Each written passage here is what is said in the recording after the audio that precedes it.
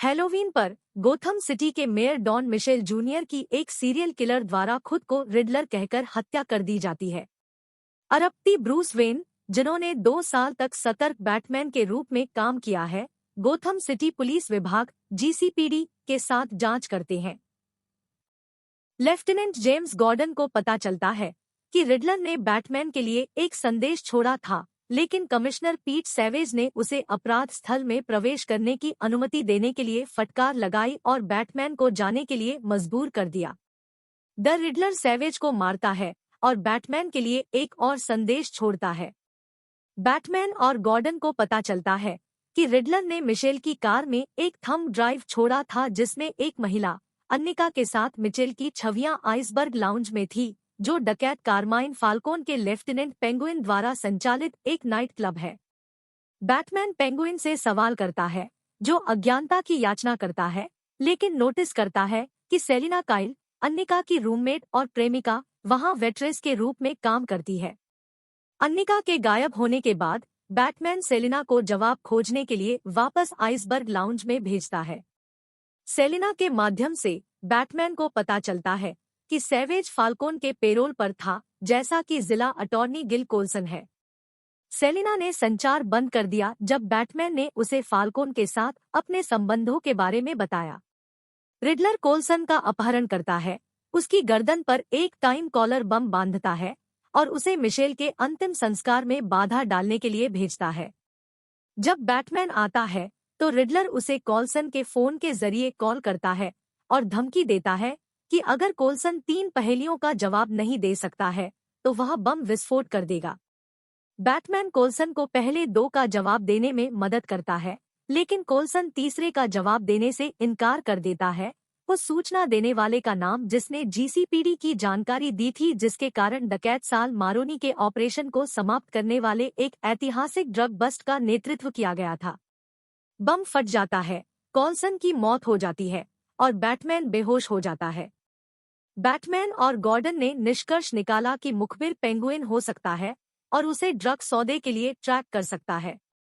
उन्हें पता चलता है कि मारोनी का ऑपरेशन वास्तव में कभी समाप्त नहीं हुआ और कई जीसीपीडी अधिकारी शामिल है। पैसे चुराने के लिए आने पर सेलिना अनजाने में उन्हें बेनकाब कर देती है। जैसे ही पेंगुइन भागता है, सेलिना को कार की डिक्की में अन्निका की लाश का पता चलता है।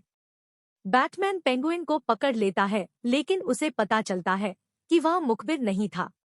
बैटमैन और गॉर्डन ब्रूस के माता-पिता थॉमस और मार्था द्वारा संचालित एक अनाथालय के खंडहर तक रिडलर की राह का अनुसरण करते हैं। उन्हें पता चलता है कि रिडलर अनाथालय का निवासी था और वेन परिवार के प्रति उसका द्वेष रखता है। ब्रूस के बटलर और कार्यवाहक अल्फ्रेड पेनीवर्थ ब्रूस को संबोधित एक पत्र बम खोलने के बाद अस्पताल में भर्ती है। द रिडलर तब सबूत लीक करता है कि थॉमस, जो महापौर के लिए दौड़ रहा था जब उसकी हत्या कर दी गई थी, ने मार्था के मानसिक बीमारी के इतिहास के बारे में शर्मनाक विवरण प्रकट करने की धमकी देने के लिए एक पत्रकार को मारने के लिए फाल्कोन को काम पर रखा था। ब्रूस, जो अपने पिता को नैतिक रूप से समझदार मानते हुए बड़ा हुआ, अल्फ्रेड का सामना करता है, जो आरोपों की पुष्टि करता है, लेकिन कहता है कि थॉमस ने हत्या के बारे में जानने के बाद फाल्कोन को पुलिस के हवाले करने का फैसला किया। अल्फ्रेड ने अनुमान लगाया कि इसे रोकने के लिए फाल्कोन ने थॉमस और मार्था को मार डाला था। सेलिना बैटमैन को बताती है कि फाल्कोन उसका उपेक्षित पिता है। वह सीखती है कि अन्निका का गला घोंट दिया गया था क्योंकि मिशेल ने उसे बताया था कि फाल्कोन मुखबिर था और उसे मारने का संकल्प करता है। बैटमैन और गॉर्डन उसे रोकने के लिए समय पर आइसबर्ग लाउंज में पहुंचते हैं। बैटमैन शारीरिक रूप से सेलिना को फाल्कोन को मारने से रोकता है, यह समझाते हुए कि उसे फाल्कोन को उसकी हत्या करके और जेल का सामना करके अपने भविष्य को नष्ट करने की अनुमति नहीं देनी चाहिए। बैटमैन एक अहंकारी फाल्कोन को पुलिस के पास ले जाता है, जबकि फाल्कोन बैटमैन को बताता है कि वह गोथम के सभी छिपे हुए रहस्यों और अंडरवर्ल्ड सौदों के बारे में जानता है और वह जो कुछ भी जानता है वह उसके साथ मर जाता है। जैसे ही बैटमैन फाल्कोन को गश्त के लिए बाहर लाता है, रिडलर अपने अपार्टमेंट की खिड़की से फाल्कोन को छीन लेता है। फोरेंसिक अकाउंटेंट एडवर्ड नैश्टन के रूप में बेनकाब रिडलर अरखाम स्टेट अस्पताल में कैद है। नैश्टन का कहना है कि एक उपेक्षित अनाथ के रूप में वह ब्रूस को अपने माता पिता की हत्या के बाद मिली सहानुभूति से ईर्ष्या करता था। वह बैटमैन को मूर्तिमान करता है जिसने उसे भ्रष्ट लोगों को लक्षित करने के लिए प्रेरित किया और एक साझेदारी का प्रस्ताव रखा, लेकिन बैटमैन ने गुस्से में उसे अस्वीकार कर दिया।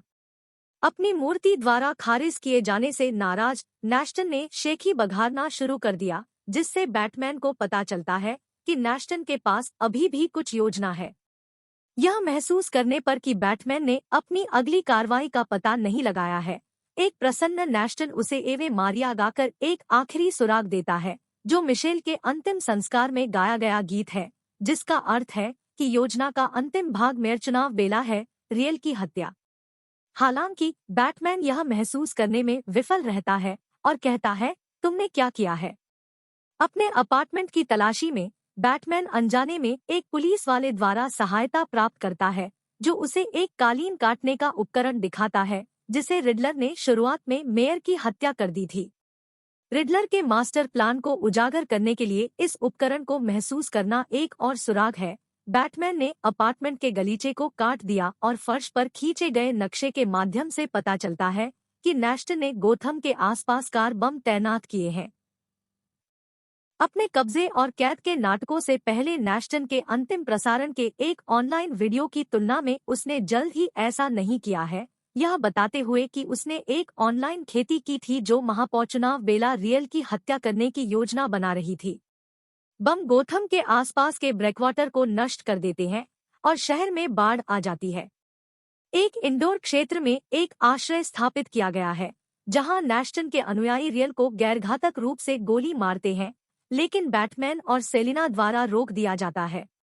राफ्टर्स के ऊपर पंच से जूझते हुए बैटमैन उन्हें हरा देता है, लेकिन लगभग एक अंतिम सदस्य द्वारा मार डाला जाता है, जो बैटमैन को मारने वाला है।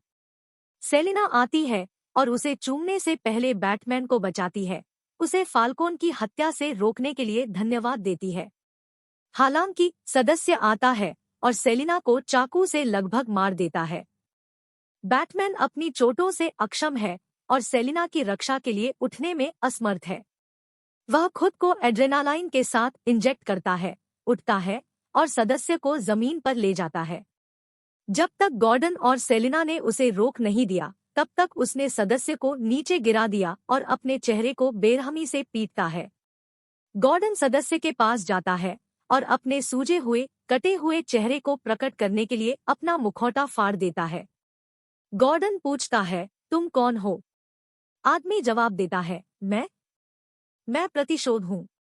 बैटमैन नीचे बाढ़ के पानी में भीड़ के ठीक पहले एक बिजली लाइन को झूलता हुआ देखता है, हर जगह चिंगारी फेंकता है क्योंकि यह बेतहाशा बहता है। बैटमैन अपने ग्रैपलिंग हुक का उपयोग कॉर्ड की ओर झूलने और उसे पकड़ने के लिए करता है। एक बार जब वह रस्सी पर लटक रहा होता है, तो वह अपने वियोज्य बल्ले के प्रतीक का उपयोग इसे अलग करने के लिए करता है, जिससे वह बिजली से चौंक जाता है और पानी में गिर जाता है। फौजी का नौकर पानी से उठता है, एक चमक जलाता है और बचे लोगों को सुरक्षा की ओर ले जाता है। बैटमैन ने रिकवरी के प्रयासों में मदद की और गोथम में आशा को प्रेरित करने की कसम खाई, यह देखते हुए कि उसके डर के हथियार ने सतर्कता के अभियान को बढ़ावा दिया है। इस बीच अरखाम में नैश्टन परेशान है कि उसकी योजना विफल हो गई और उसके सेल में रो रही है। एक पड़ोसी सेलमेट, जो अपने सेल के स्टील के दरवाजे के पीछे काफी हद तक छिपा हुआ है, नैश्टन को एक पहेली का प्रस्ताव देते हुए पूछता है, मुझे यह पहेली बनाओ। आपके पास जितना कम होगा उतना ही मैं लायक हूँ, नैश्टन जवाब देता है। एक दोस्त, वे एक साथ हंसते हैं।